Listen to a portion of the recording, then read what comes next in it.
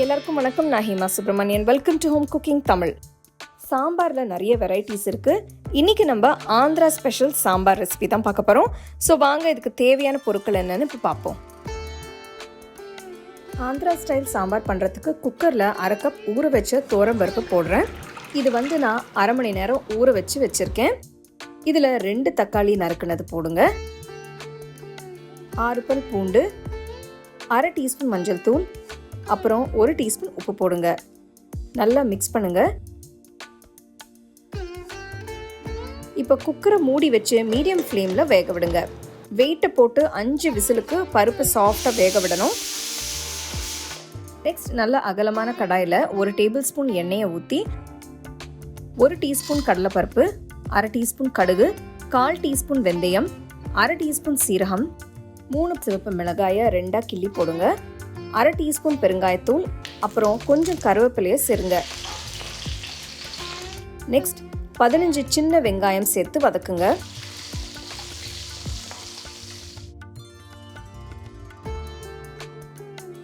அடுத்து ஒரு பெரிய வெங்காயம் பொடியை நறுக்குனது சேர்க்கிறேன்.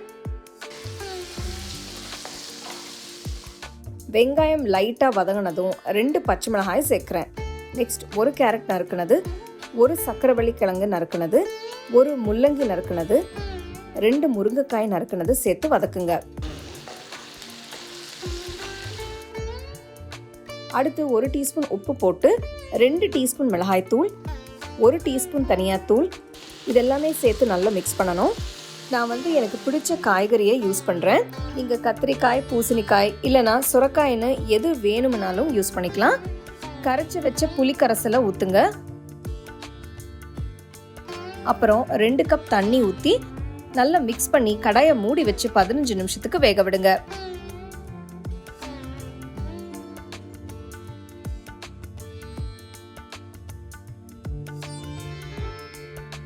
பாருங்க, காய் நல்லா சாஃப்டா வெந்துடுச்சு.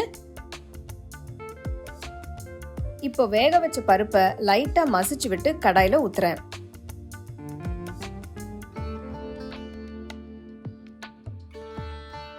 நல்லா கலந்து விடுங்க. பார்த்தீங்கன்னா சாம்பார் லைட்டா திக்கா இருக்கிறதுனால 1 கப் தண்ணி ஊத்துறேன். இப்போ அப்படியே கொஞ்ச நேரம் சிம்ல வைங்க. அப்போ பருப்பும் காயும் சேர்த்து கொதிச்ச ஃப்ளேவர் நல்லா இருக்கும். சாம்பார் கொதிக்க ஆரம்பிச்சதும் இந்த ஸ்டேஜ்ல நீங்க 1 டீஸ்பூன் அளவுக்கு வெல்லம் சேர்த்துக்கலாம். நான் சக்கரவள்ளி கிழங்கு சேர்த்துருக்கிறதுனால வெல்லம் ஆட் பண்ணல. கடைசியா கொஞ்சமா நறுக்கின கொத்தமல்லி சேர்த்து அடுப்பை ஆஃப் பண்ணிடுங்க.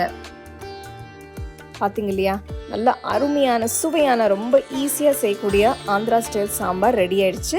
இது நீங்கள் சூடாக சாதத்தில் சர்வ் பண்ணிங்கன்னா பிரமாதமாக இருக்கும். ஸோ கண்டிப்பாக நீங்கள் ட்ரை பண்ணி ரசிச்சு சாப்பிடுங்க. உங்களுக்கு இந்த ரெசிபி பிடிச்சிருந்தா லைக் பண்ணி ஷேர் பண்ணி ஹோம் குக்கிங் தமிழ் சேனலுக்கு சப்ஸ்கிரைப் பண்ணுங்கள். மறக்காமல் பெல் ஐக்கானை கிளிக் பண்ணுங்கள். The second edition of our home cooking book is now available on our website 21frames.in. I'll give you the link in the description. You can go and check it out.